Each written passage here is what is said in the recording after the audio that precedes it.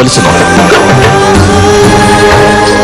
Strong ആണല്ലോ. Okay, ഇനി ജോയേട്ടൻ ചെയ്യേണ്ടത് ഈ ലോക്ക് ഉപയോഗിച്ചിട്ട് എന്റെ വലത് കൈയിൽ ലോക്ക് ചെയ്യാം. ഇനിതാ ബാക്കില് മറ്റ് രണ്ട് വെച്ചതിന് ശേഷം അതിനെ കൊണ്ട് ലോക്ക് ചെയ്യും. ഇപ്പൊ വളരെ സ്ട്രോങ് ആയിട്ട് ലോക്ക് ചെയ്തിരിക്കുകയാണ് ജോയേട്ടൻ അല്ലേ? വളരെ സ്ട്രോങ് ആയിട്ട് ലോക്ക് ചെയ്തിരിക്കുകയാണ്.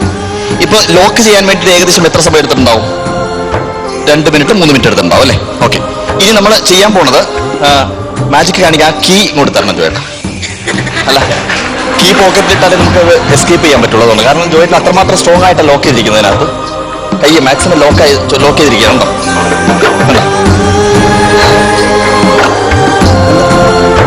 അല്ല, നമ്മുടെ മാജിക്കിലേക്ക് കിടക്കുന്നതിന് മുമ്പ് വേറെ കാര്യമുള്ളത്, ആ ക്യാമറ മറക്കേണ്ട ജോയേട്ടൻ. ഇങ്ങോട്ട് മാറും, ഇങ്ങോട്ട് ഈ ഭാഗത്തേക്ക്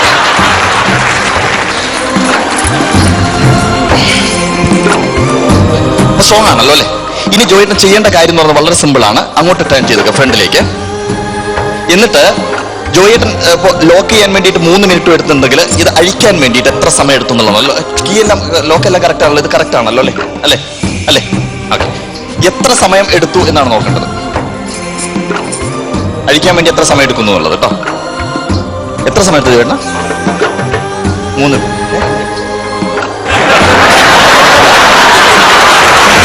ലോക്കുകൾ അതുപോലെ തന്നെ ഉണ്ട്.